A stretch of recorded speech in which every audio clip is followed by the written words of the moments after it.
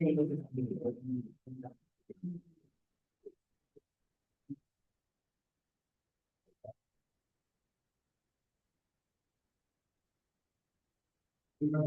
to be located so they can see. It usually says right Right here. Yeah, we're good.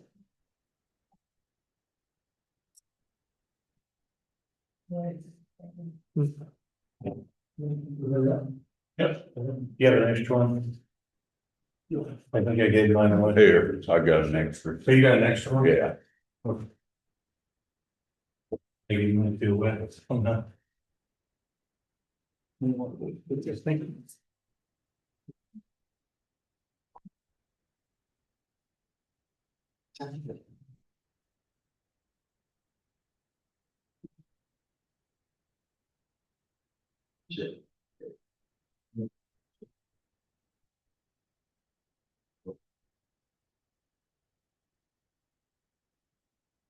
All right, we'll go ahead and get started. Bill rise for the pledge of allegiance. Ready to be told? Get started. I pledge allegiance to the flag of the United States of America and to the republic for which it stands, one nation under God, indivisible, with liberty and justice for all.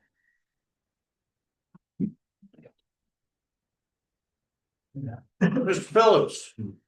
Here. Perfect. Mr. McKee. Here. Mr. Maltzberger. Here. Mr. Cunningham. Here. Mr. Trot. Here.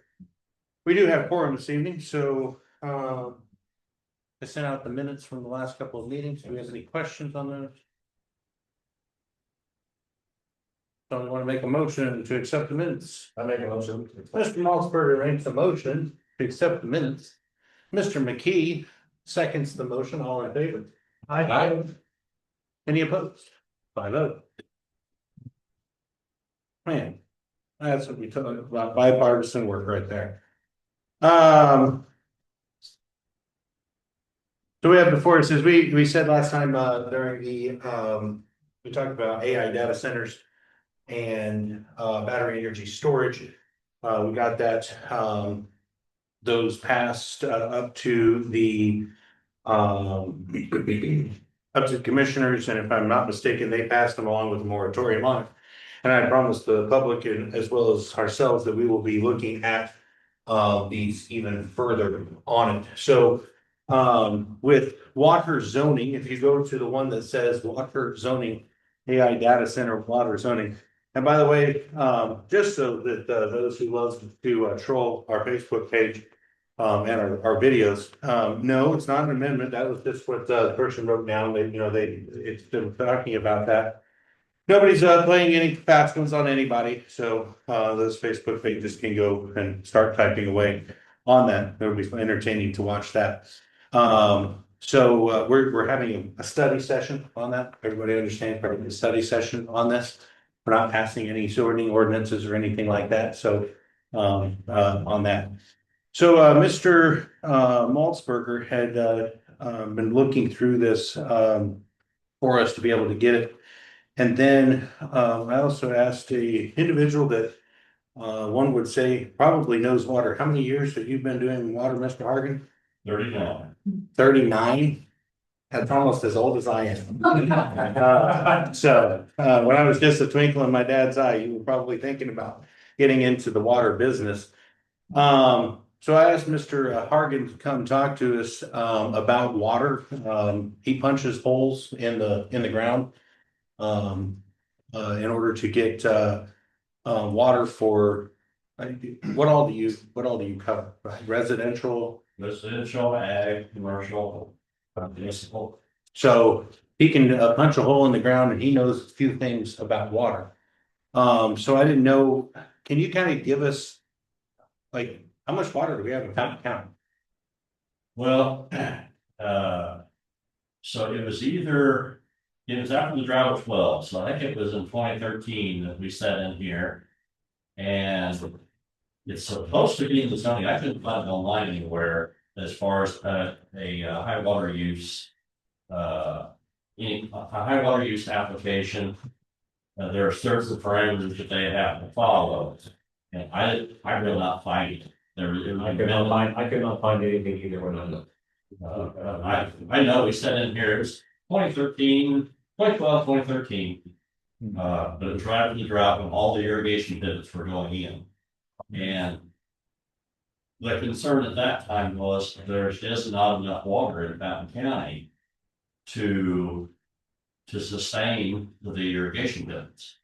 And if memory serves, there is something written into that zoning to where there has to be multiple testing, test wells and test pumping to ensure that it's not going to affect the aquifer, or the aquifers in the area. Because the only large aquifer we have is on the other side of the river. That's the reason the city wells are across the river. Underneath Harrison Steel is where that runs, but that's the only place it juts out in Fountain County.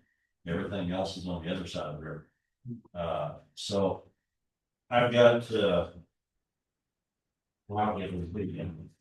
but I've got 10 well logs here, and those are the state records of the wells.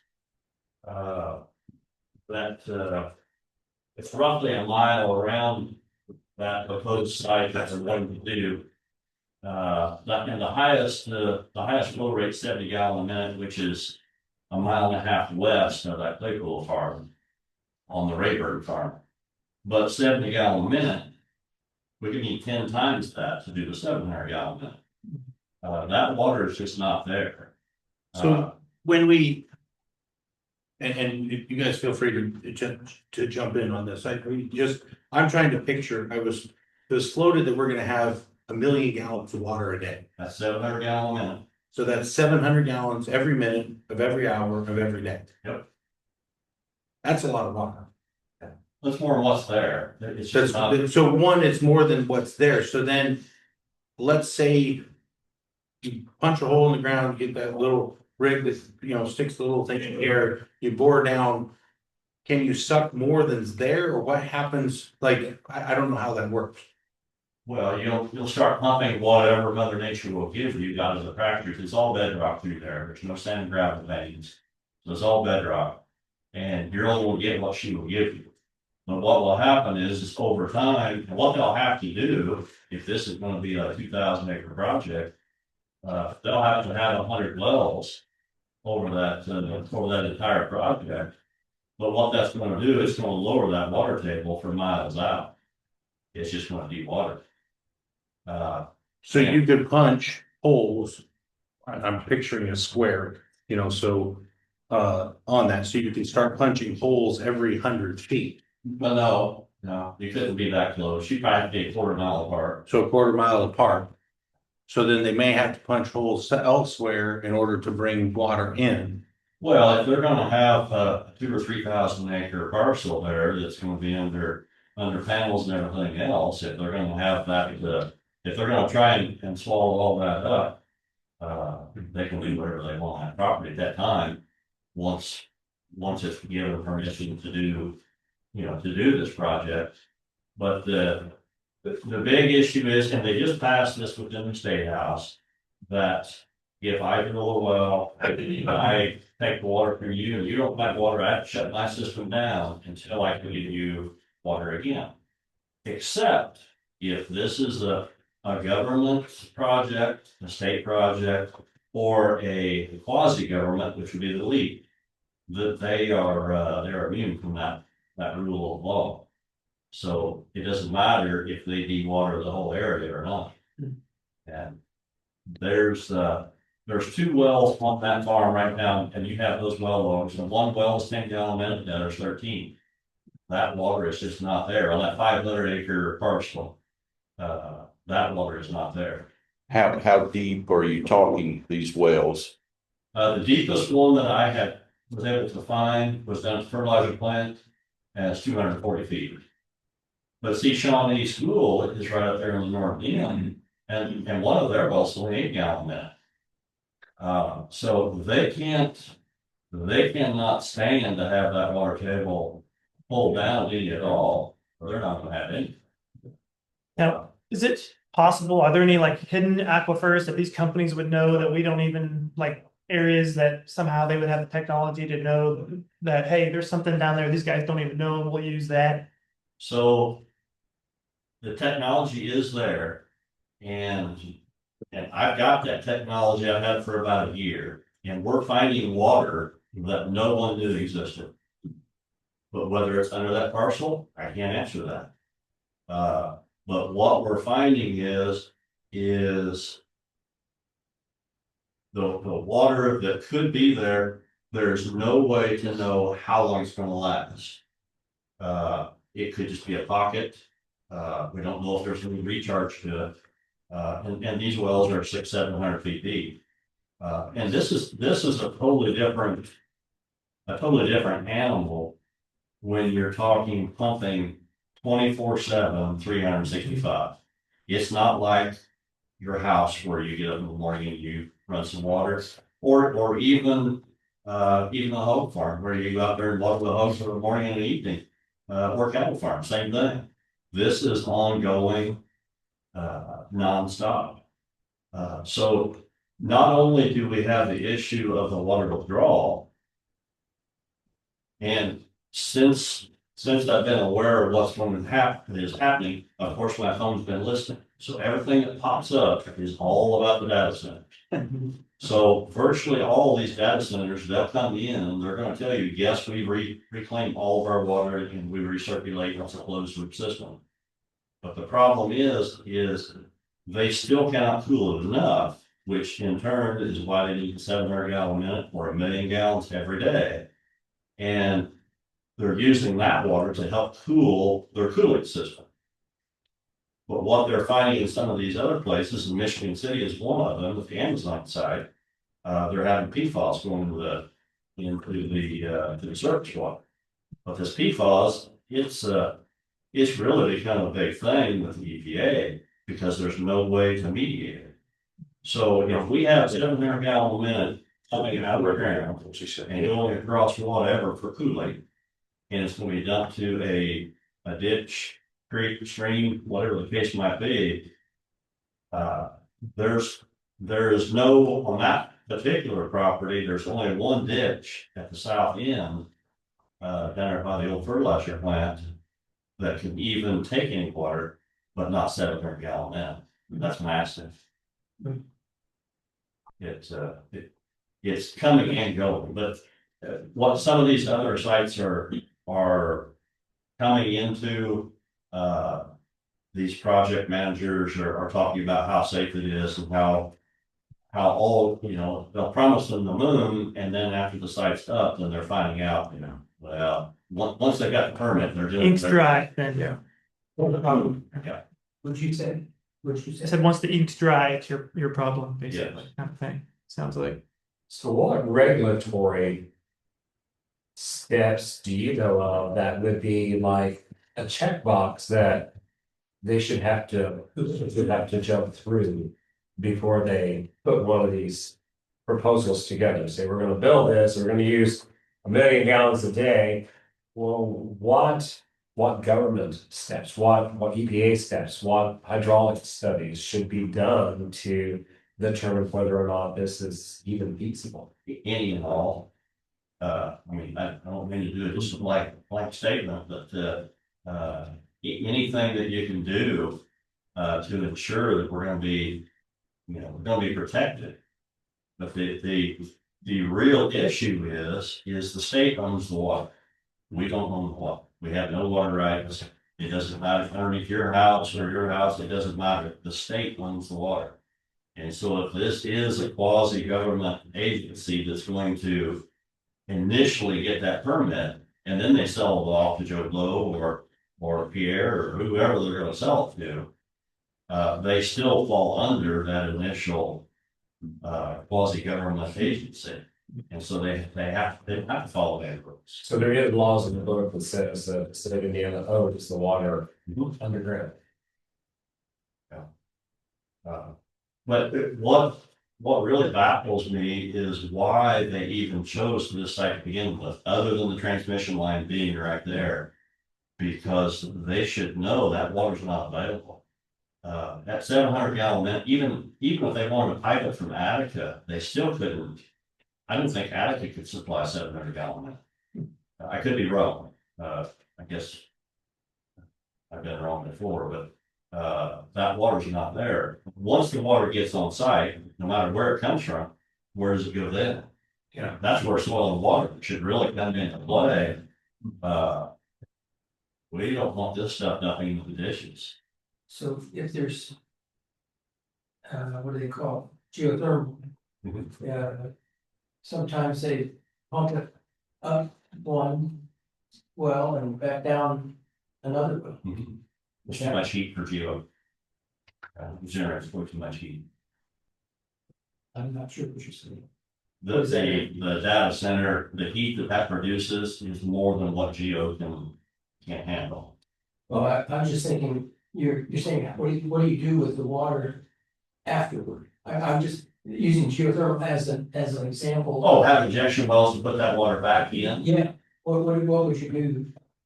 In How all would of you the do that? in all of the injection wells that we have done, the injection wells will not hold up Oh, because of the minerals in the water. And it's something about Mother Nature. I don't know what it is, but she does not like it. In the injection well, it'll seal itself off. interesting. And without knowing what's being pumped back down, we don't want that in there. Because of the PFAS, or what you call it? Right. What is that? Forever chemical. Yeah, it's a chemical that comes off of, I can't. The United States is right now in the middle of multiple lawsuits for PFAS from firefighting foam. And so they're finding outside of many military bases, like I believe it's Camp Lejeune has, and it's forever tainted their water.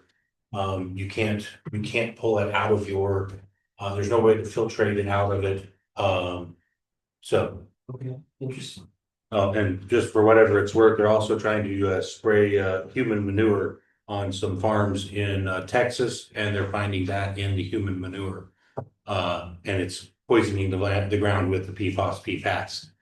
But you mentioned that, I mean, this is serious stuff. It's killing cows. It's killing, there's fish are turning up dead inside of lakes because of what's happening in Texas because of your PFAS.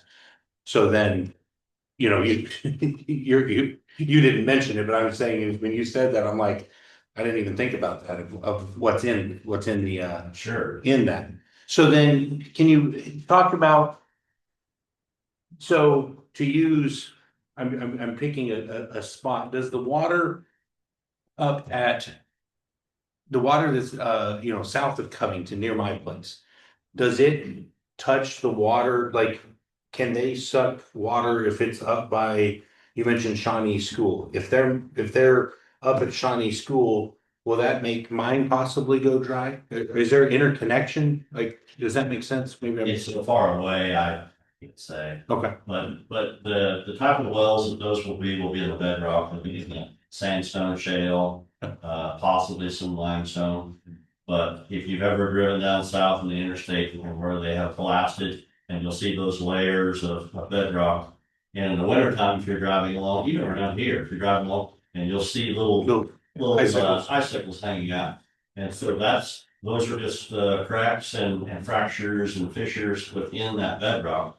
And that's where that water comes from. So as we get the rainfall and we get the saturation and that water migrates its way down, it goes down and fills all those cracks and crevices and the fractures.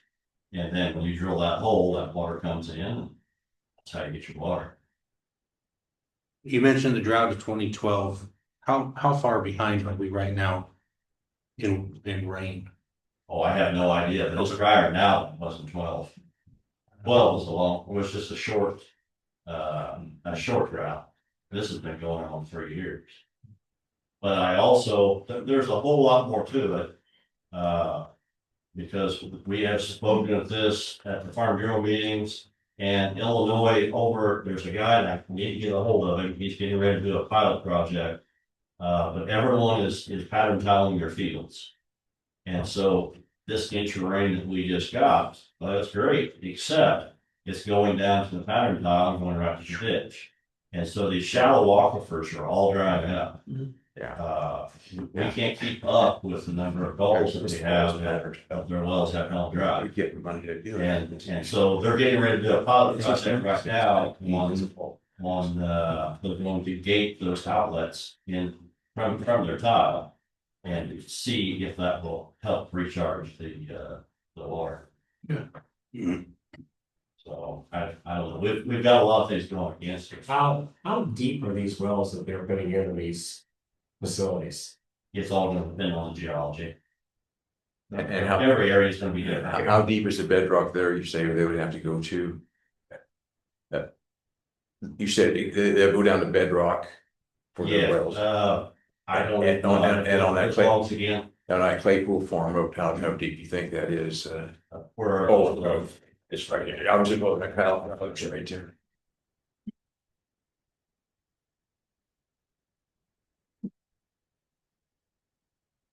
so like east of 41 in Crowder's, Yeah. 30 feet to bedrock. Yeah. Up at the Shawnee, it is 52 feet to bedrock. Let's see. This is 10 feet to bedrock. Yeah. So it's not that really pretty shallow. Yes. Yeah.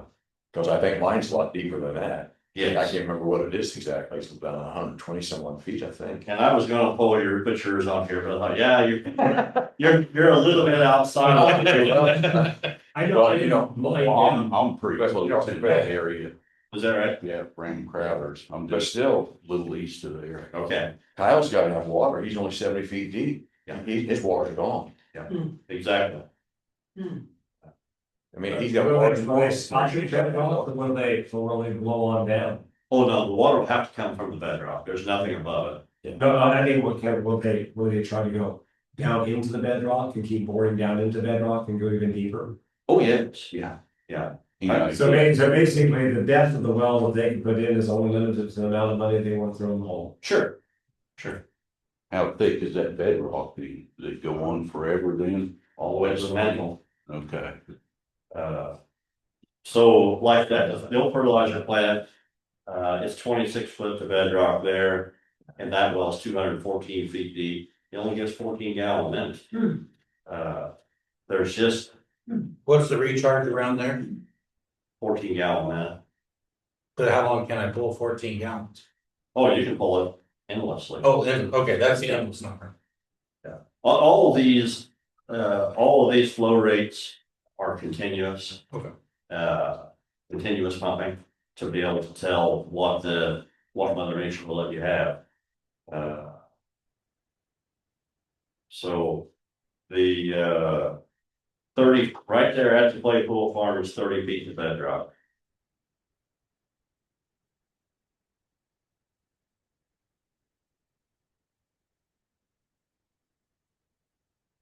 There's 2 wells on that farm. I've worked on both. One's at 30 to the bedrock and the other's at 53. So That's okay for me. You guys are still always being on those. But this is where when I talk about the language, when we look at whatever we're trying to craft, the state owns the water. And DNR governs anything that's more than 100,000 gallons a day, DNR. But that's One- 70 gallons. that 1 gallon to 100,000 is still kind of in the open for us here. And that's where I kind of feel like we need to work on some type of language that says, okay, fine, you're gonna bore this and you're gonna pull 1 billion gallons a day. But we need to provide some type of assurance to our citizens that that's fine if you do that. But if you drop my well and I can't pump, who's gonna come in and bore your well? I sent you that one. So that I don't mean to interrupt you. That's already on the state. That's already in the state laws. So that it's John's responsibility to get you a new well, and he has to shut down until then. That's what I was telling you. That's already within the state statute, I guess. But the problem comes in is if there's any kind of a quasi government agency, then that rule is null and void. Right, so that's, is there any way that we can get around that quasi rules? Of, You can potentially, make it to where it's so expensive that, it's gonna deter anyone from wanting to do it. As far as test holes and the test mounting. But some of that, like I said, is already in the ordinance for the high water use within the county. could you get us the copy of the laws? That's what I tried to find. Keep I finding. can't find it online. No, I mean, like here in the state, that water Yeah. rights, that would be appreciated, we can have that to look at, you know, like. You know. Because that one piece I sent you was down in Texas, but they were, where people were actually, they just. You know, they kept having to drill deeper wells to try to keep up with the deficit. You know. The people to stay there, and then they got to the point that people couldn't afford to drill the wells anymore, you know. Well, if you drill a well so deep and it don't have enough water, can they go in and drill deeper in that same well, or do you have to start completely over somewhere else? Well, let us keep going. I mean, you can add to that well and drill deeper from that existing well.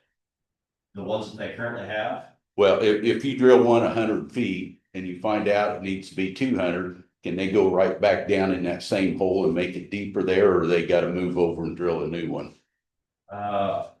it depends. Okay, It really depends. Geology.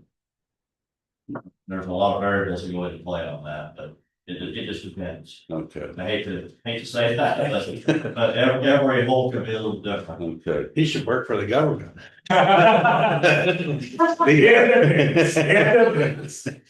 So, but what, if I understood, so I can understand in my mind. At this amount of water, if we're saying a million's the number, they're going to be affecting a wider radius out than just, so there may not be more places to hit more wells. Did I understand that correctly? Say that again. So with the amount of water that they're trying to possibly take out. You can deplete an area that it goes dry. Because you've taken too much water, because Sure, there'll be water. from south of Covington. Isn't affecting Shawnee School, but around Shawnee School would be affected, it'd be dewatered. Oh, sure. So then anybody within X amount of feet or whatever that is, it could be dewatered. Oh, absolutely. Okay. I mean, would it be? Does the health department have a log of all the wells in Fountain County? State does. It does. Yeah, DNR controls all of it. Okay, All the logs have to be submitted to the state. So every well I drill, I have to submit to the state. right.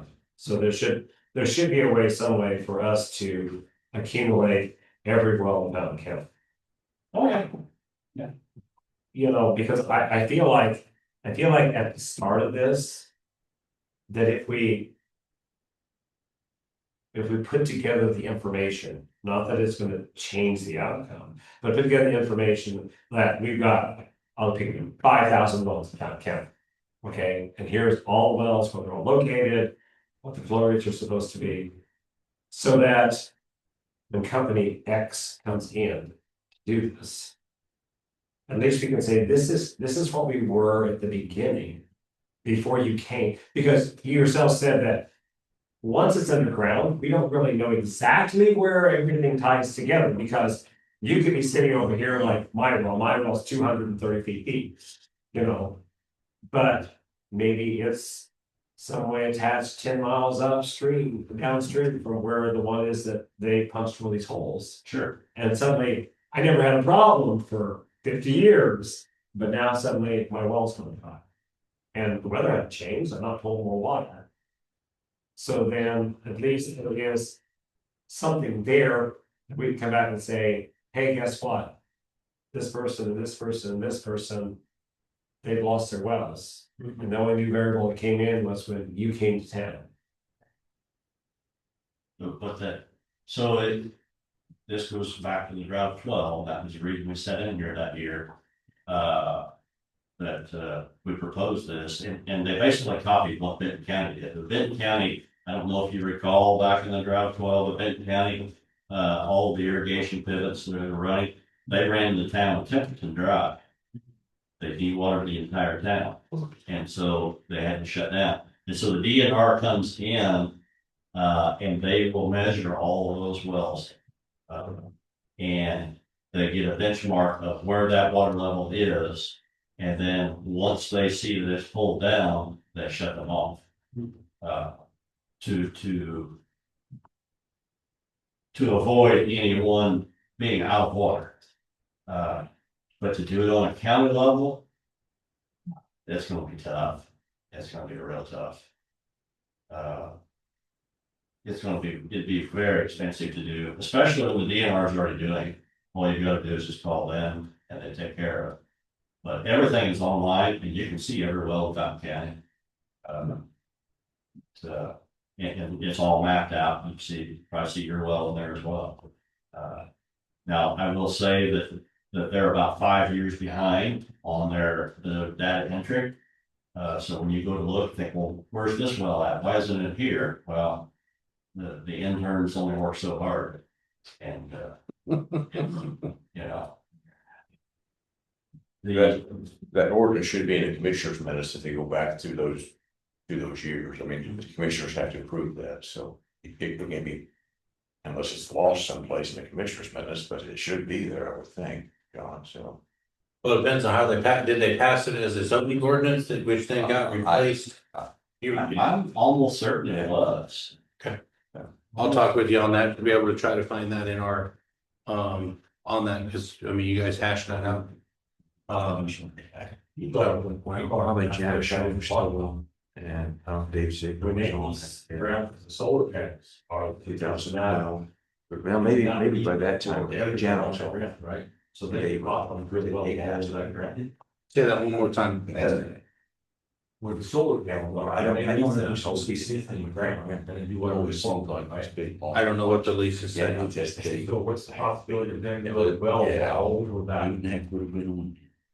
Whatever the solar panels are. And then pumping water, Are you saying? which expands. That's what they'll have to do, because there's just not enough water there. But I still can't figure out why they chose this location. There's just not enough water. So if they go to, the only place that I know, from conversations with people that's near here would be over towards just left and west, 136 and 63. There's the, what's the name of that, Taze something or other? Aquifer, Taze River Aquifer or something like that. How much water is there? I don't know. Oldham's pumped 5 million gallon a day out of 50 years. That's a lot of water. Yeah.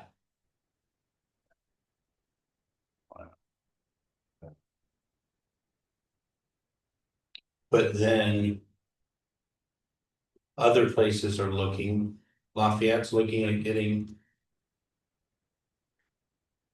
Kokomo's looking at getting. These AI data plants are going up, they seem to be sprouting better than apple trees around here. What? That's a lot of water that's pumping out, so then. We don't have do we have a number of how much water is in Indiana? I'm sure the DNR has, I guess, estimates. So DNR governs the pumping of the water, correct? They govern everything to Do do. they govern what happens with the discharge water? No, that goes along to the EPA, Indiana EPA, or IDM. Yeah. So how much do you know? There's a lot of regulatory law about what you can do with the discharging. That I can't say, but that's where the county might be able to. I'm always trying to look at a loophole, something that we can jump on, that we can say, well, fine, you can do that. But we can do something about this other side. You can pump it. But maybe we can regulate the discharge of it and how it's handled and where it goes and the impact of it. You know, Why, the place will have 3 ponds. Or, I don't know if they had to do, get it discharged, but they have 3 ponds that have to go through. Yeah, the several ponds. yeah. I don't know how it could be. But then we can also say is where the location is. We can say that it can't be within 400 feet of a county road. Yeah, exactly. So then we can say you can't, you know, Right, that's what I'm saying. We figure out a loophole that we can jump into. You can pull it out, but you're gonna get rid of it. There, that little dish, it can't even handle it. I mean, Oh, it's gonna scour it. 'Cause it's down to, Do you know the size, do you know the size of a ditch or a channel it would take to handle 1,000,000 gallons and how far it would have to go? well, it's gonna scour deep. I mean, Yeah, sure, the sheer force of it coming in. And that ditch goes all the way into Sterling, doesn't well, it's Coal Creek right there at the ammonia plant. it? Okay. And then Coal Creek goes through Petersburg, Sterling, yeah. Yeah, because MasterCard, they're already having trouble with MasterCard, definitely chromium in there, so. oh, is that the one along Sterling Avenue right there by that goes behind? Along 41, Yeah, yeah. The bridge you cross Yeah. from Sterling, Petersburg, that's Coal Creek, and Yeah. that comes from right up there at the ammonia plant. And that runs down there by off of Stringtown Road a little ways. Goes in the wall back right there in Logan. Yeah, That's where it's all very good, all that, this down road. Need to find some endangered species living there in the creek. common sense. That's an endangered. Yeah. You heard it here. so. I mean. There's no regulations from the DNR about, would they have to look to see how much water is there and allow, would they have to get a permit from DNR to pump or besides? Well, they'll have to get one from the county to be able to drill it. Yeah. On a high production well, if those are in effect, hopefully they. Since I couldn't find them, hopefully they're not just gone with the wind, but hopefully that ordinance is still in play. Okay, the ordinance of 2012, okay. Well, but it could have been because we did some things in haste. Don't forget our past of the haste that we did things in order to allow certain things in or not allow certain things in. I'm wondering did we pass another set of ordinances and we forgot about the, Yeah, it was, forgot about it. it was, but we had this one that we needed in and. But, I can't answer that, I don't understand. yeah, I know, I'm not asking for you to answer that, but that's what my biggest. But you've given us a phone that we can try to go find. Yes, So. I'll find some interns to work in order to. In the summer, I don't know, the ground was at 12, so I had it done 13 or 14. Do you remember the commissioners at that time? That was good. We're trying to think of them. Well, if you wouldn't remodel, I can tell you where I was sitting. I like. But from everything that I've been reading, since my phone has been listening to me, and that's about all I've been doing is reading about this recently. It's whoever these guys are, money is no object to them. No. And so to come in here and then all of a sudden add a sentence to something, and then they're gonna just blow that apart, so you can't do that, when you know we're getting ready to do something. At least that part of that ordinance was in play back at the last drought. Yeah. Yeah, about a decade ago, it was old. Yes. That's so, it's set, it's been there for a long time. That's not like our solar ordinance that disappears. I had one other question. Is the wastewater, is that how it would be classified as wastewater, any water that's just charged, or is that only imply like what comes out of our septic systems or something? Want to make sure I understand I that. would call it wastewater because it's going through a facility. They might say it's just for cooling, but you don't know what it's picking up. Yeah, is it gray water? So a couple of things I did put in that we got into the ordinance that is passed is that no water can be used for cooling purposes. They have to have a non-water cooled system. And those are out there. I mean. Oh, yeah, and that's virtually all of them anyway, and they're running closed loop systems. Yeah. But they're still needing this excess water because there's only 1 or 2 people that are working these things on shift. On these buildings. And so it's not full of restrooms or cafeterias or human use. It's for additional cooling. So I think that's one of the things we have to understand is, with IC 36-7, the health, welfare, safety and property values. I mean, we've heard about possible PFAS, PFAS that can make your property value go, down rather quickly. But then we're lured with, the promise of jobs.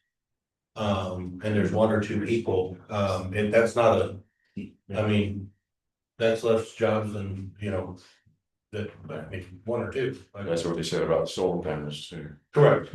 So, I mean, so we need to look, that's the thing is as we look at this, finding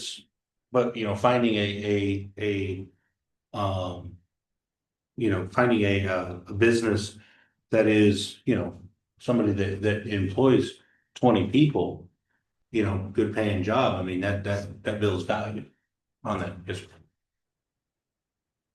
I think I'm catching something that you said. If you clarify again. He said, our present ordinance says not water cooled, has to be a closed loop. But you're saying, even with the closed loop, even if they use it, what is it, glycol? That's one of them that I've heard is a cooling way. One of the closed loop systems. But they use the water to cool the closed loop? That they have to. There's no other reason for 700 gallon in. Yeah. Okay. But I'm being told that some of them are trying to use the water as the cooling system. Sure. Without the use of a separate cooling system, a glycol system. Maybe there's others out there. So the ordinance that is in place right now says you cannot use water for cooling. but they still will use the water to cool the cooling system. And it's being That's what it used, sounds like. and it's being used for cooling. It's just like a radiator. Yeah. Yeah. Yeah. Instead of using air, you're using water. Water. Yes. That's what I'm. So then you can't use water. So there's currently an ordinance that you can't use the groundwater for geothermal. For in an AI data center. Okay.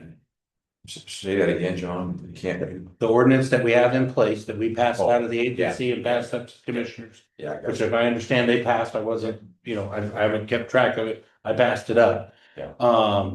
Has in it that you can't use in an AI data center, cannot use water for cooling purposes That was recently passed. in the last month. And why? And just for argument here, why is it only for AI data centers? Because then we go back to the old thing, well, we did it for wind, we didn't do it for solar. Why didn't we encompass more than just the AI data center? Seems like we can't keep up with technology. We don't know what's going to come next. And I appreciate your question on that.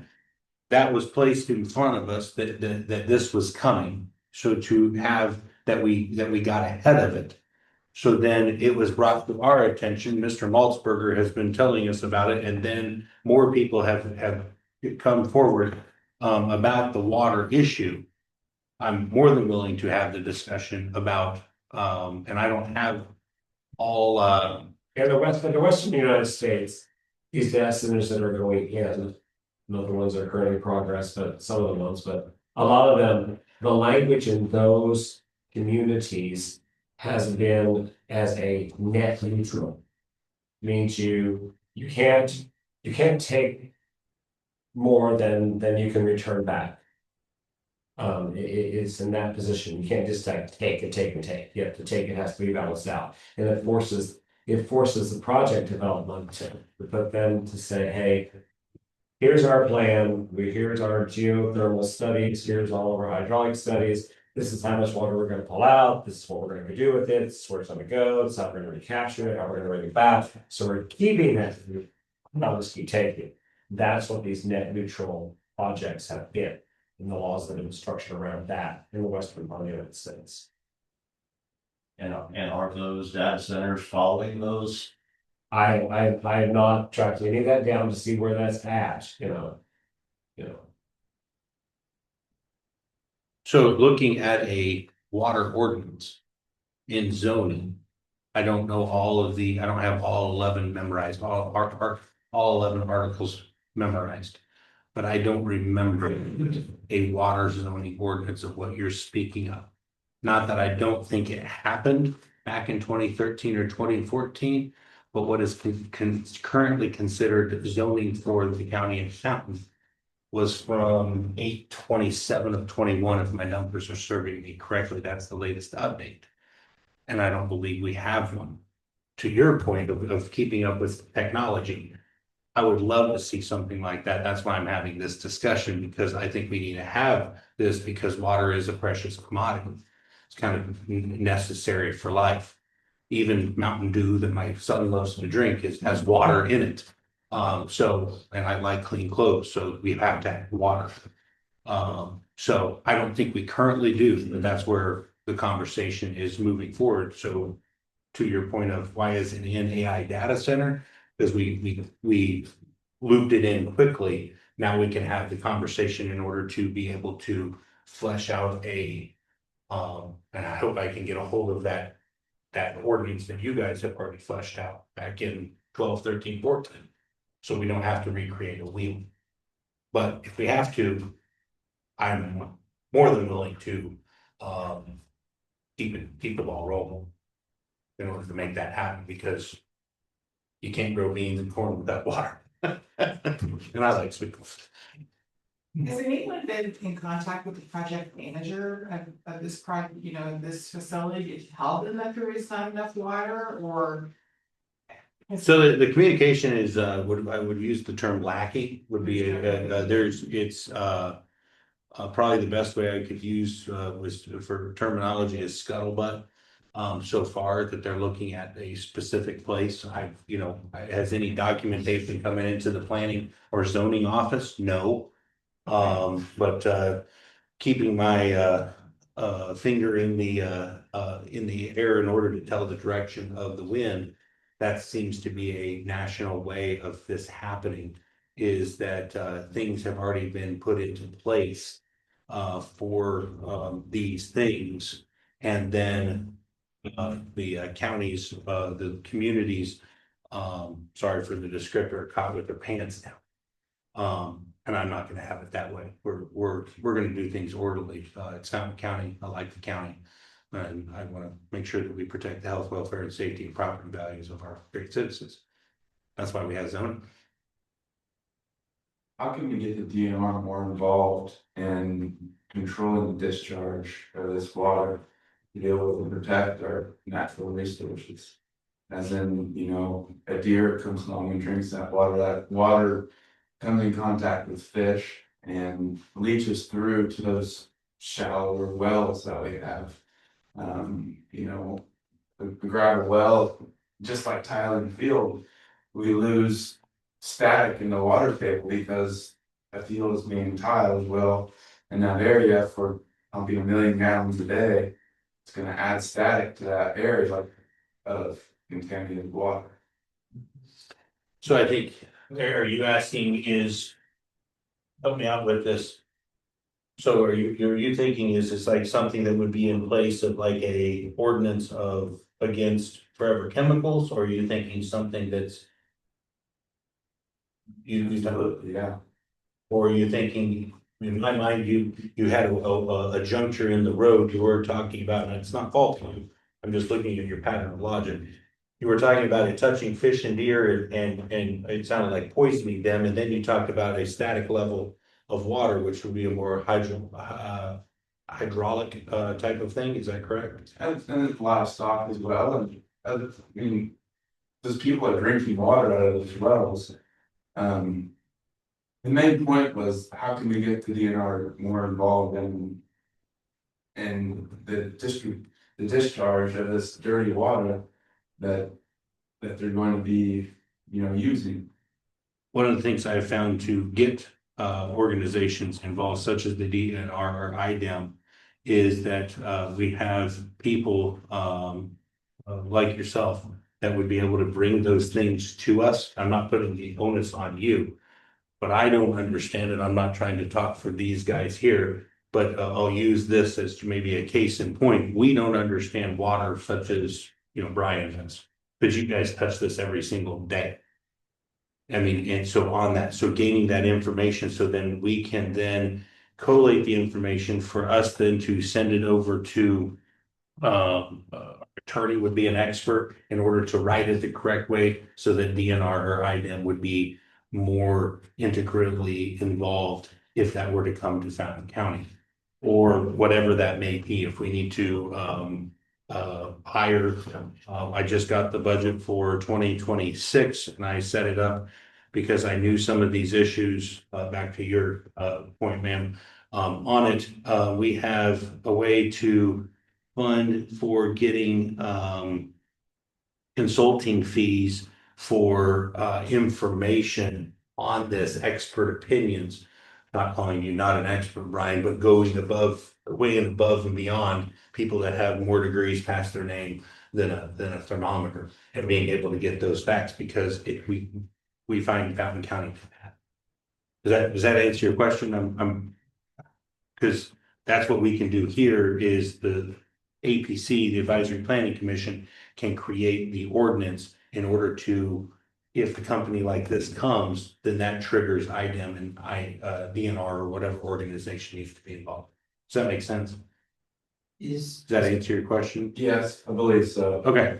Is DNR receptive? Would be my question. That's Is a great DNR question, yes. to So, that? so is your question, how is it of DNR being receptive? I mean, I can give you the name of the guy that runs DNR, and he's got an email and a telephone number, and he's supposed to be responsive. And if he's not, then he has a person over him, and you can start going up the chain of command. I mean, but as far as, we're talking PFAS and PFAS poisoning, they're saying in Camp Lejeune, they're never gonna get the water problem, the poisoning out of the water in Camp Lejeune. Never. Absolutely never, know how, no way, no how. They can't dredge enough dirt, they can't suck enough water in order to get rid of the problem. And the problem is PFAS, PFAS. Wow. I'm not a genius, but my friends, I mean, you can't go and spread more of it in order to call it good. So, right to your point, but for getting DNR receptive to it, coming to it and speaking on it, and we'll I hope to pick your brain on this in order to be able to craft something, an ordinance, article, what are we up to, 13, I think it is, about water zoning, about poison, because this is important, this is our county. And let's make a note of this. This is not Indiana people that are trying to do these crazy things. This is international people. Let's get down to the real deal on this. Places like State Street, Black Rock. I know it's recording me, and all our little trolls are gonna have fun day tomorrow on it. But these are facts. I mean, this is international coming from my home county, your home county. That's what we're up against. So you're mentioning Camp Lejeune, PFAS, and that's what you're talking about too? That kind of stuff? That could be, that situation down there could be happening here. Could be. And it isn't just You know, we're using data center as the topic to form this around, but it's any business, when we look at some type of business coming into Fountain County. That's really, I think, part of the boxes we need to check as we're going through, you know. How much water are you gonna use? What are you gonna discharge? What chemicals are you going to put out? You know, what chemicals are you using in your production? How is that going to be managed? So we can look at it environmentally, you know. There's many businesses that this would fall under, not just a data center. But I think we need to, you know, collectively have kind of been in our little cocoon here in Fountain County, you know. But as these things encroach and come in on us, we need to look at them and vet them accordingly, and we need to have some type of language in place that allows us to do that. That's the important thing here, you know. And triggers, as you said. I mean, it was nice that the only time zoning came to Fountain County was when they were gonna put in a dump. And that's what started zoning in Fountain County. You know, so I do think we need to collectively look beyond. I generally call them, this is the big ugly villain in the room, or the monster in the room, look beyond this one. And look at it collectively over a broad swath. Any more questions over water?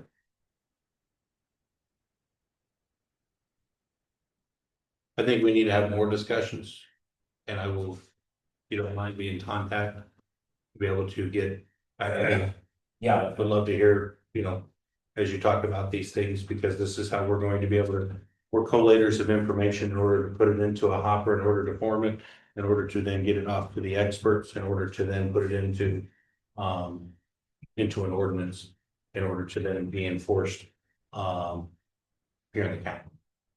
Yeah, thanks for taking the time to give us all this information. Thanks. We're gonna transition to something maybe seemingly not an issue, but I think it's something that we do need to look at. So currently and I'm not trying to steal your thunder, Mr. Marksberger, but I'm gonna give him a running start. So I thought it was when you go down, let's pick 200 South. They're right off of Stringtown Road and 200 South. I thought that I went to and that's a very dangerous area down there. It's, the neighborhood is, it's not good. It's not good. Yes, very, very, very sketchy. Cows get out, you know, it's, you know, we yeah, those longhorns, it's, if we could only find the home. Yeah, it's good. But I thought we measured from the center of the road, so we call it setbacks on it. And you measure from the center of the road and you go back, and in like agricultural district, it's 60 feet. That's what I thought. So we have setbacks. I want to set the stage for us. We have setbacks, and then we have right of ways. Okay. There's two different things here on this, and I'm not trying to confuse you. If we get you lost in this, raise your hand and I'll try to walk you through this. So right, because I'm gonna throw another wrench into this. Yeah. Because we've got setbacks, we've got right of ways, and then we got easements. Okay, so then this is when we which Ethan was here, we could have got some money up tonight. Eddie Murray, I posed some questions for him. But generally, it was broad and easements will generally fall under 4 types. And you've got name burden to get from easements to setbacks to right of way. Bear with me, it's gonna take a little bit to get. let me set up the problem for you in just a second. Let me set up the problem. So from the center of the road, you have 20 feet from the center of the road of 200 South is the right of way. Okay. That's in the county roads, 20 feet from the center of the road. I was home educated, still had the twitch from it. But that's 40 feet. That's the county, that's the counties. Yep. Counties, okay? And then I thought it was from the center of the road for the setback. You measure from the center of the road and you measure 60 feet, and that's the setback. That's not what our ordinance says. The ordinance says that it's 60 feet from the right of way. So 80 feet. No, 80 feet. Now, let me give you a number. This is where I really wish that the paper, the local paper would have been here. I'm gonna give you a number before we start this. So if we take that additional 60 feet. Now then, what is the biggest proposed development we got going into this county that has everybody up with us? About how many acres is that development? 9,000 plus acres. Now, what if I told you that the way our ordinance is set up, that Fountain County government is a bigger owner and controller of land than that development? Because in Fountain County, we have, according to our comprehensive plan and according to our road commissioner, we have 635.8 miles of county road. This goes up to the municipality lines, so our responsibility still takes into that area surrounding our metropolitan centers. Okay, there's that little area out there that's shared. Now then, if we take that 60 feet, then it's on each side. It's on each side. And we add that up against the 635.8 miles. We have now created a corridor that is 9,248 acres. And I always like to put a dollar and cent value onto it so that we can grasp this a little bit. So the county now controls 9,248 acres. And according to the Purdue Farm Land Value and Cash Rent Survey of 2025, the most current one, average quality farmland in Indiana is $12,254 an acre. That means that county government controls $130,324,992 of land.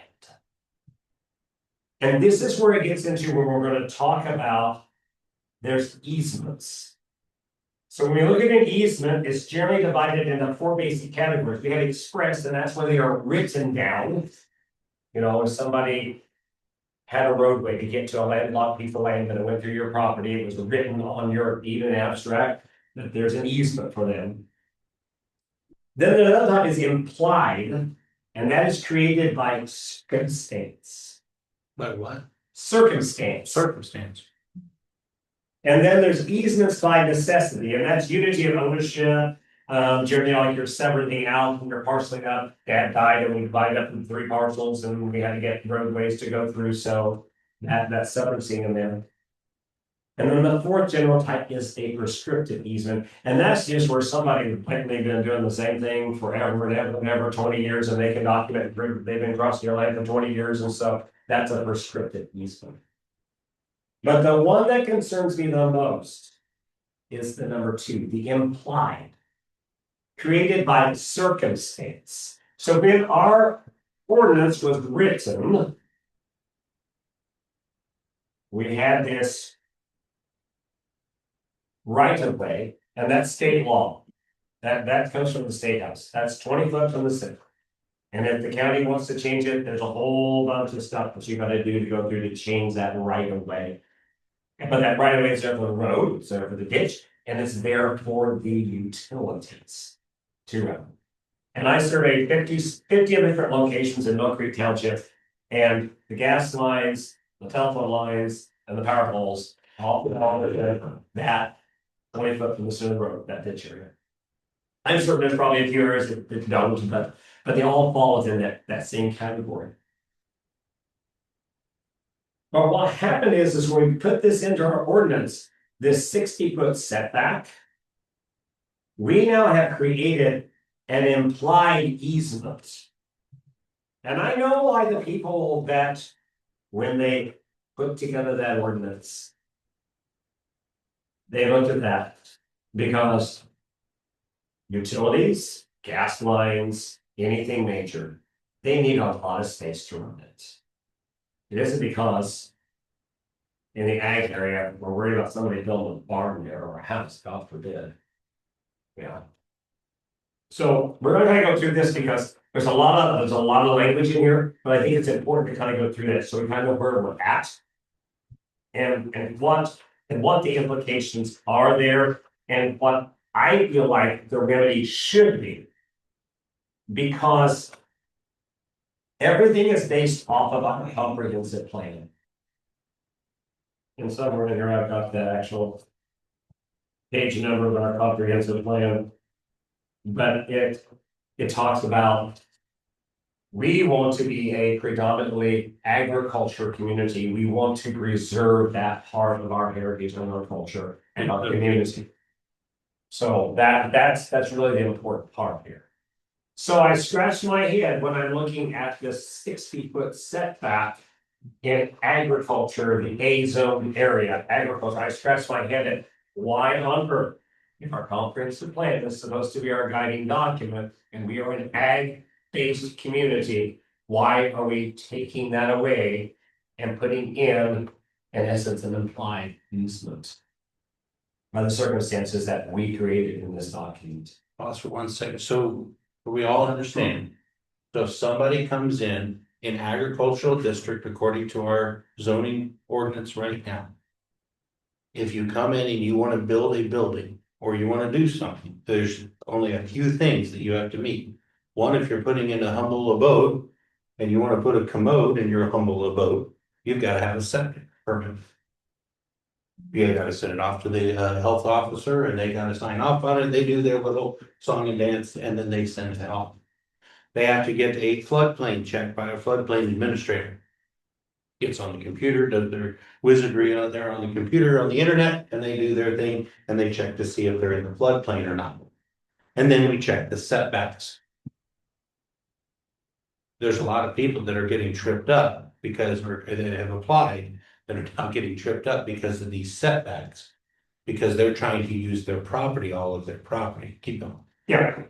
So we're just gonna go through what we got, so we all get to speak. So current zoning, the minimum lot area, the minimum lot width, the minimum depth of yard, the minimum width of each side yard, the minimum depth of the rear yard, and each distance shall be shown on the following table. And that's found on page 10 of our current zoning ordinance. So the current minimum setback yard feet in zone A, which is agricultural zone, is at 60 feet. Front setback zone is from the right of way, street or road on which the lot has frontage, and that's for section 2.11. Definitions, I think these are important.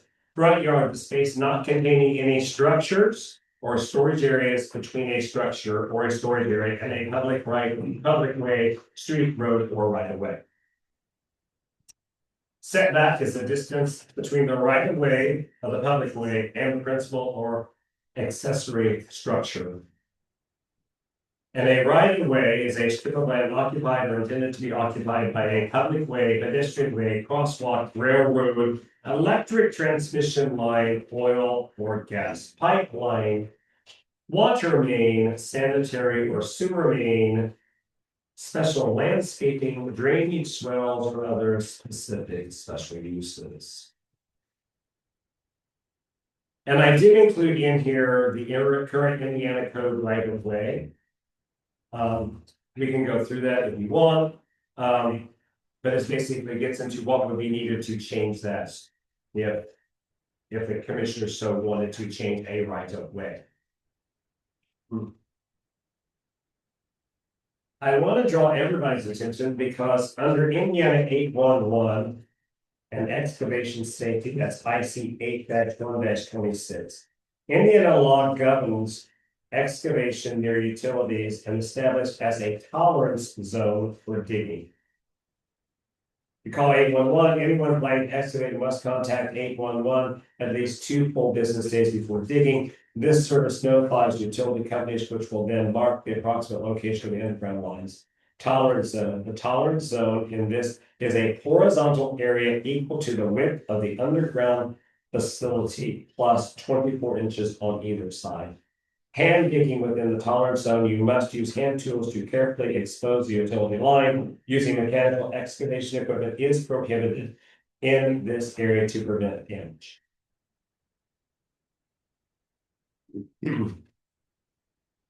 Fountain County owns and maintains 635.8 miles of roadway and its 8 districts. In the net inventory, 40.3% of the roadway miles are asphalt, 8.3 are chip and seal, 51.5 are gravel, a total of 48.6 are roadways on hard surfaces. This is for page 25 of our comprehensive plan. For the purpose of this report, the Fountain County Highway Superintendent was consulted, and the 635.8 miles of road report in the comprehensive plan for all zone district A agriculture, and are not parts that are controlled by the municipalities. All county road frontage properties in zone A agriculture will be affected by any type of proposed change. On page 17 of the Fountain County Comprehensive Plan, the planning and zoning highlights the importance of preserving the agricultural integrity of our county. Article 5, land use proposal states a particular important consideration in Fountain County is that agriculture is a land use and not vacant ground waiting to be developed. Corn and soybean production represents a large majority of crop production. The current minimum setback front yard of 60 feet from the right of way is actually 80 feet, as John had pointed out. And the utility placements, I discussed all of those. 60 feet from the right of way sets an implied easement, which could be used as a utility corridor, whether it was the intent or not of the zoning.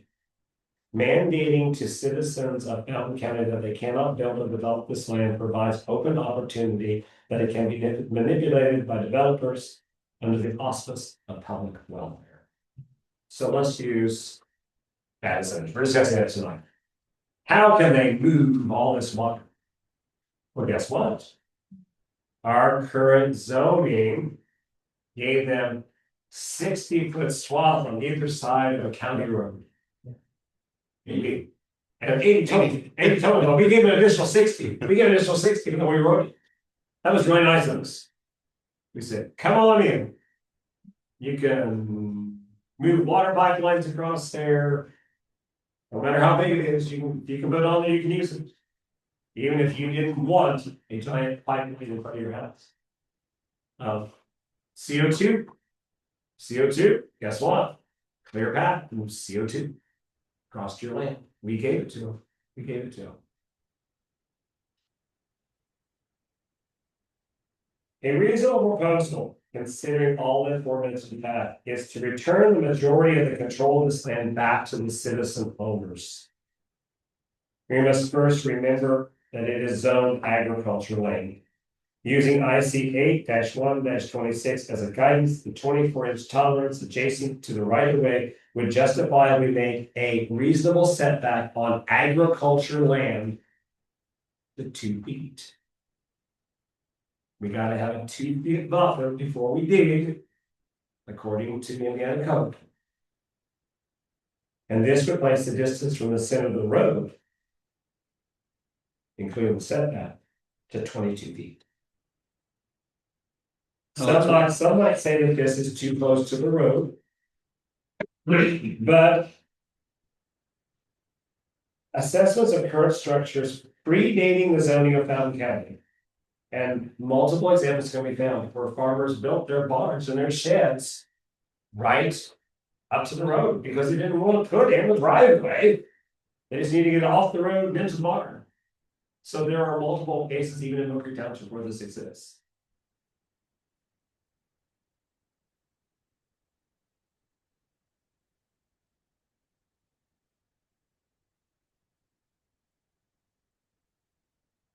And this is really where I think it's important that we just step back and look at what we've done. And this is where zoning is it's a living and breathing document. It's not etched in stone and there for all eternity. Okay. We as citizens can say, hey, this was a bad idea, or hey, we left this out, or hey, we didn't exactly think this through. We can make amendments to this. I am proposing that we give $113 million worth of land back to the citizens who actually own it. And that control going back to them, because what it does in the end, it's not saying that company X wants to do this, and they need to have this pipeline going across there, this utility transmission line going across there. It isn't saying they can't do that. It's just saying that now we use the checks and balances of the system of zoning. And the Board of Zoning Appeals, they can come in and they can say, hey, we want to move the pipeline across this section of land. Okay, that's fine. You gotta go to you, the landowner, and say, hey, we want to buy an easement to move this line across there. Okay, now then, it's a variance of use, so now you gotta come to the zoning board and say, hey, we want to get a variance of use because we want to do this pipeline. And it isn't just a done deal, because every section of land that that company wants to go across, they now have to go to each landowner, they have to negotiate a lease. That landowner has to come in, because they want to do this lease, and say, hey, we want to get a variance of use because we're gonna put a pipeline across here. And it makes it into an open discussion that we can now have collectively as a community. It isn't just a swoop into the dark of nights and it's done. You gotta go landowner by landowner, property by property. Just like the way they put the railroad in, okay? They had to buy the right of ways to the easements back in the day, Same one of the things, when I heard about it, what crossed my mind, well, then we're gonna be right up on the edge of the road. It's 20 feet from the center of the road. To the left, 20 feet to the right is the right of way. Our roads aren't 40 feet wide. No. Yeah, they're not. What are they, 20, I think the average county road is how many feet wide, 24, 28? 24, 28. Do you know, Tina? I don't know. But there's, I mean, that's where, again, that's where you see your power lines going down 200, you see those little greenish colored, things sticking up out of the ground. That's down through that, there's a buffer zone, Right. we're not giving up that they're gonna be building a building right up on the road. Yeah. There's a space on that. Yeah, it's more common sense, because you're not gonna go hand dig a foundation along the right way for the gas lines, but they're already there. It's more common sense. Questions people have? I just say I agree completely with that, because that gets the whole community involved, the whole county. Yes. And then that's gonna get him, her, me, everyone involved. Yeah. That's gonna affect those certain pipelines. And if it's, something that's gonna negatively affect you, well, I'm gonna go to my elected officials, you know what I mean? And it's just gonna work its way up from there. If I'm a representative of this area, well, I'm gonna get reelected. He's probably gonna get a bunch of letters, a bunch of emails, and just works its way up the chain, if you will. And just gets everybody involved. It kind of starts at the bottom with all the citizens of the county, and that's a good way to do it. And it makes total transparency. You can't be the hiding landowner that secretly has a contract. You got to come in and you gotta mess up and say, hey, I've been approached to put this pipeline. I think it's a good deal. I want to do this. Now then, it allows it to be an open discussion with the community. And my thing was, when I put the numbers together, and as much as I love my county, I'm like, good God, my county now owns and controls more than the development up north, that we are like saying they're the evil villain, and my county came in and did this a long time ago, and they took this away and controlled this. I'm like, whoa, wait a minute, I don't like this idea. This is not my version of democracy, Other questions? Well, there's kind of an example of that out our way there east of Rockaway along 55. If anybody's ever been through there, you'll see some electric poles close, and then you'll get to a section where they're way back. Well, some of that that's way back is along our property. And the story I always heard, my grandfather moved there on the farm in the late 40s. And it was already done before then, but I can't remember if it was the state highway that come in and they wanted to buy extra right of ways from all the landowners along there. And some of them did it, and some of them didn't do it, but that right of way is still there and they could do anything in there. Yeah. But it's weird to drive by there and you see all these Yeah. different things, so. But I think the word was that they thought sometime they might put a 4-lane highway or something in there on 55 to go to Crawfordsville. Is the story I heard, but that's been 50 years ago since I heard that story. So, but that's kind of an example of this. Other questions?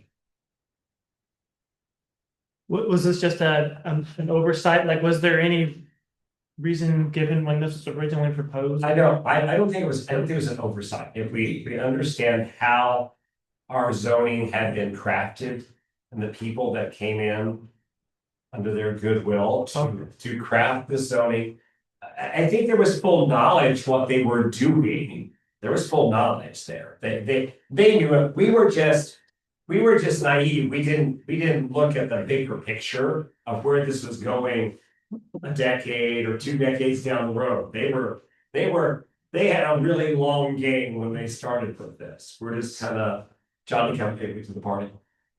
Not knowing all the things that are coming ahead. Yes. We just didn't know that. Yeah. We weren't aware. They're gonna do the long game. Where you get that going. And I looked for anybody else throughout the state.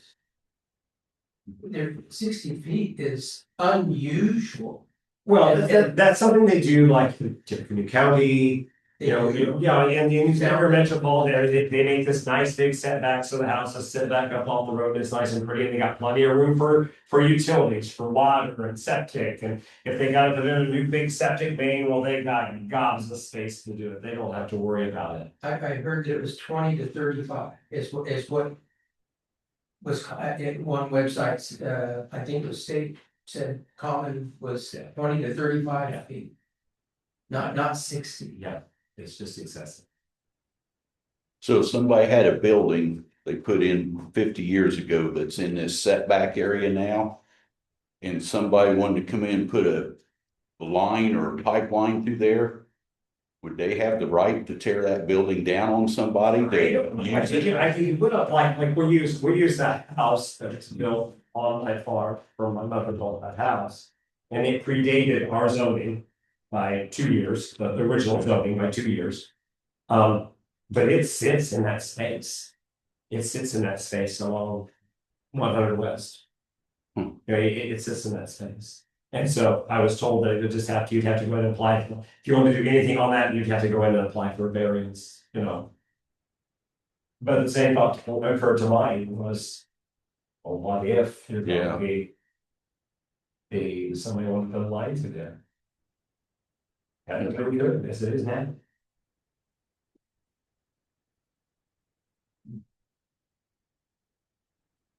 Other questions?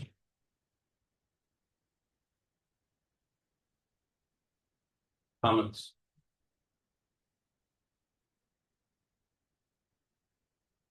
I think this goes to show things that the mere, I understand that 60 versus 20, but that's changing of 1 digit inside zoning can allow you to do with what your property, or can allow you not to do with your property. That's the powerfulness of zoning. I go back again, I'm not meaning to beat a dead horse, but it was through zoning that many counties and cities stopped people from being able to use gas-powered chainsaws and gas-powered lawnmowers through zoning. Through zoning, they have, you can do it a lot of different ways. And so I'd encourage you to read the history of zoning, of where it came from, and who hatched the idea of zoning. Very interesting, the powers that concocted the plan of zoning for that. We can write, I'm not saying that we would, in fact, I will tell you that we wouldn't, I wouldn't call it for a vote, I would stop it as a chair. We could say you have to put wood shakes on your roof in order to build in Fountain County. We can say, it's just a matter of getting it in. We can say you have to have red brick and we will not allow brown brick in our zoning. And then there's fines that go along with it. So these are things that we're gonna be looking in 2026 on it. Another thing so that people can hear, currently Fountain County ordinance states in, I believe it's 5.04 enforcement of it. So if you lease out your property, that someone has use of your property and you lease it out and they violate zoning, who gets charged? It's the property owner, not the lessee. So a lessee they're leasing your property for whatever it is, and they build a structure and it's outside of zoning, it's inside that setback. $2,500 per day that you as the landowner gets charged. I can't afford $2,500 a day. And you start doing the math on that. Because how long does it take to get an excavator there? And every single day that it's up is a violation at $2,500 a day. Again, we need to look at these things and on that. So other questions on the setbacks, just wanted to bring that up. I would really like us to get some language to get some in.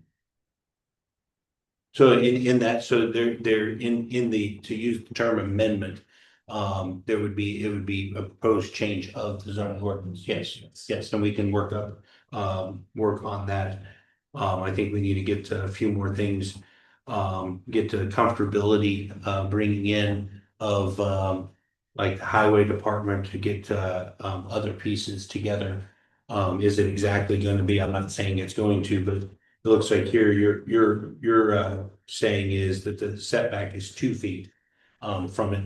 On that, make sure that we don't go and lay an egg, as the saying goes, because this is in this zone, which we are 90-something% agricultural. In this zone is 2 feet. I would want to make sure, as we've promised, is that we're going to bring all the interested parties in on that. We would need to know where's economic development going, where's highway department, where's all these pieces on it, so then that way we make sure that, but I think this is something that we can definitely look at. So like if you had agriculture, and you were doing something, how does that work as far as the setback with, say, our data center? Is that going to affect their projects? I think that's the idea, what Dane was talking about, is try to constrict it. It can affect it, but we can go into, I don't remember which one it is, which article it is now AI data centers. AI data centers, we can go in and make setbacks for AI data centers different than what's, you can take that article and say that, but this is the overarching, I believe it's it's in the first couple pages. Do you remember where it is? I remember the graph of it. It's like page 8, 9, 10, somewhere around there. Page 10. It says setbacks for agricultural front, which is your main road, is 60 feet from the right of way. So we would have to go in and change that to whatever was agreeable upon after we talk through, talk with highway department and know these things. Or we can also look at other ways of saying this is a different territory. We can declare this a territory that we're going to have this 40 feet and this 20 feet and this 2 feet. We can delineate that. Does that answer your question? Yeah. Cause I'm sitting there thinking, we already got something occurring. Mhm. Then that would give them 60 more feet out towards the road that they could do something with, but. Which would you what we want. Right, and we, so our, in currently, I believe it's 5,280 feet. They can't be within 5,280 feet of a right of way, a county road, a private road. They have to put any building structure, or I can't remember the terminology, within 5,280 feet of that. So if it's, from the right of way, that's 20 feet from the center of the road. You have to measure 5,280 feet. Now, like out here with this current project. On, I don't remember what road it is, it runs north and south. Got one side that's pretty lengthy, but the other side is like they're like 20 feet off the side of the road. And how'd that work? Is the road off that far? So that's what is considered side and what's considered frontage. There has to be an established what is frontage and what is side. And that's different on that. So there's 60 feet, there's 20 feet, there's different, and it's just, it's determined off of, what's their main address. Okay. So when you cross and you start intersecting with other roads, well, that's side frontage, that's front frontage. Just so it's off. Oh, yeah, I understand. Good question. Any other things on this? Any public comment unrelated to any of this? We do open for public comment. Yes, Yes, sir. myself, Ben Allison, Robin Kelly Wine, yes, we do have an issue that, John, I know yourself is aware of. We, in between my property and the wool lines, there's a gentleman trying to develop a RV park to supply the housing, if you will, for workers that will be working on the local food energy project. They're doing a lot of improvements over there, so the gentleman wants to take advantage of that and throw in a bunch of RVs on his property. He already got started, has electrical service, hookups for, a sanitary system to a septic. And is basically about ready to go. And, myself, the whole lines were here to obviously object to that. That is something that this gentleman did that was not brought to our attention. He just started doing it. And so we really didn't have a choice in the matter, if that makes sense. And so, we obviously object for numerous reasons, just property value loss, safety, traffic, just everything. And to our knowledge, the gentleman did not put in for rezoning or any building permits, and pretty positive the septic system he has in was not done for that purpose, probably like a single family residence most likely. But those are things I can dig into and find out. I believe that's public record, but anyways, we're here to object to that, to protect our families, our home property values, keep our safety and just, do not know that in our little peaceful part of our properties on the south end of the county. So I think Ron, Kelly. So a letter was sent out from Fountain County Zoning Administrator on November 14th, 2025. Concerning this property, the property in question is off South Blue Island Road. Kind of help triangulate everybody in. If you look at very, very south west portion of the county. We don't have any county maps. That's where it is. Just above Lodi area there. Is addressed to the individual pursuant to that is being mentioned, building the proposed RV park pursuant to Fountain County Ordinance I've reviewed the current use and or proposed development on the above referenced parcel. The following official determination is hereby issued. Findings of fact, the subject parcel is located within the agricultural district as established by the official zoning map of Fountain County, Indiana. The proposed use or existing use is not listed as a permitted use under table A, use table of the Fountain County ordinance for the agricultural district. No zoning permit or variance has been issued authorizing the subject activity. The decision, the current or proposed use is not permitted in the agricultural district. Required action, all construction, development, and related activities on the parcel must immediately cease and desist. Continued violation may result in enforcement action, including but not limited to fines, stop work orders, or legal proceedings as provided by the Fountain County zoning ordinance.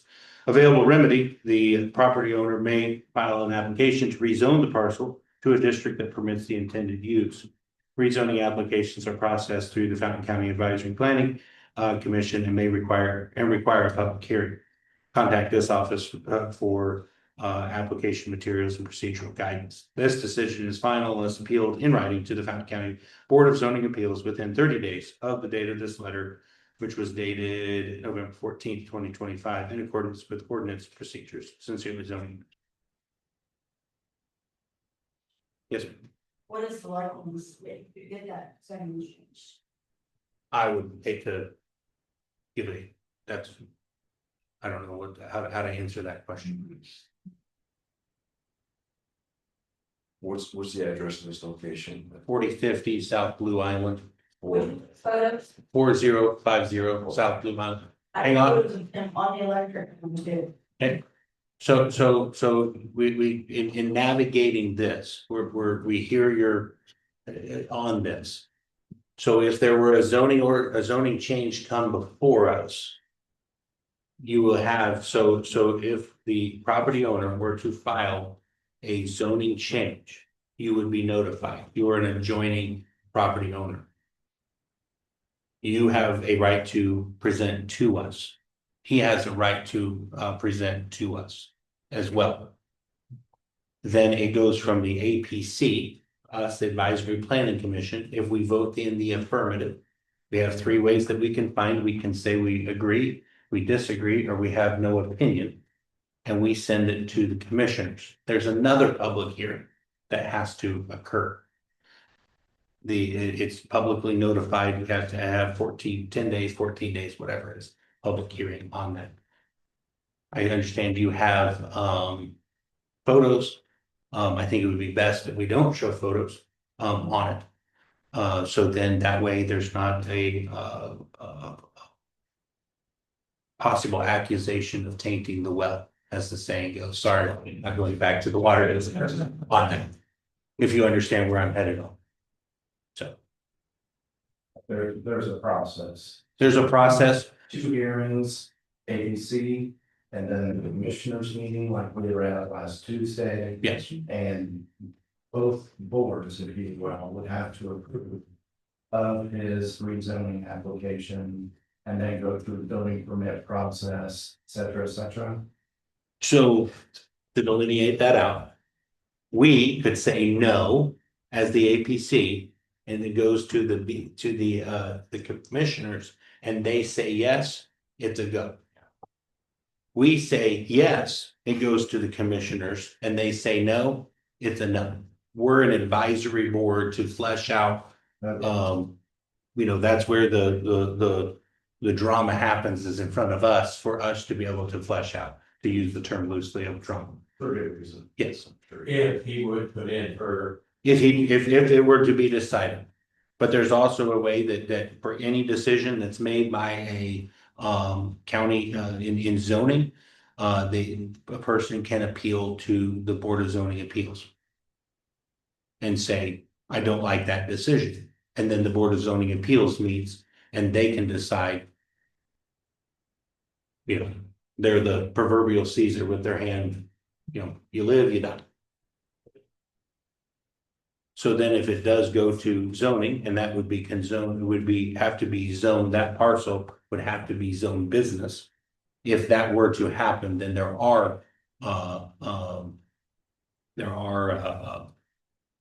permits that would have to be pulled. how is it to switch back to agriculture or residential? How is it to switch back on that? I don't know the process. I don't know the process of, if there is a switchback. Because my only reason for saying that is this gentleman's gonna use it as a for-profit business is his intention. But the shop's only gonna last like 2 or 3 years. After that, he's gonna wanna build a house on the property. So you have to get a rezoned business. Well, can you build a residential house at a business zone area? Because you have to get a rezoned back to residential, correct? Have your thing. So that needed. So your question, if I'm hearing correctly, is All about the intent that you have for that property.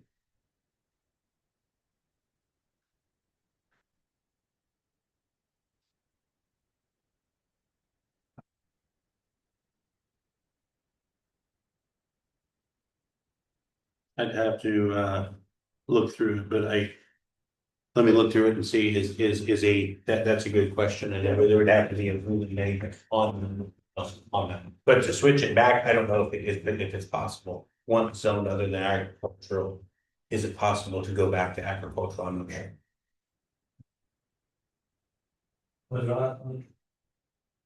What I'm saying is, this guy let this property set for the last 8, 9 years and not touched it. And then. I know, we've talked. Okay. I'm not meaning to cut you off. That would be, let's see if there's a rezone and or an appeal that's filed. So then that way, because we have members that are on this board that also sit on the BZA. There's a rule inside of Article 4 that we cannot have you connect with them in order to be able to sway their opinion for them. So I'm just trying to keep you out of hot water. Okay. Does that make sense? Yes. I'm not trying to shut you off or tell you, please go away. I'm saying is, let the process run out on it. If the property owner decides that he wants to file an appeal, those kind of things, there are procedures in place at the BZA in order to that the two parties, the concerned parties, interested parties, the for and against, both get a say so. What you're talking about, I think may be something that you would want to bring up. And Mr. Allison the same way. Yes, thank you. Anything else? Obviously, there's been no response to your communication then. There has been a response. Oh, there hasn't been. I've a phone call. Oh, okay, Phone calls. There's indications, but okay. has there been a letter that has been sent? That's what I've got. Fully, no. Okay. It has been received. And we're in communication. There's an understanding along the way. So you guys know, there's been a request. I'm weighing that out. Let me take off my chair hat for a second. I'm weighing out there is a ditch there, I believe, behind that, I'll call it a shed. That is an open ditch. Coverage of that I have not made my decision on that. Coverage may happen on that he pushes that ditch in so that it doesn't, so that there's natural runoff instead of, and then it, scoring of the earth from if possible for rain. So just so if you see activity happen, that could be that could be what's going on. Right. Anything else? Going once, going twice. Do I have a motion to adjourn? Everybody's supposed to raise their hand from now. Guys, Yeah. what did you do? I motion to adjourn. There we go. I like that guy. We got a second. All in favor? I. We're gone.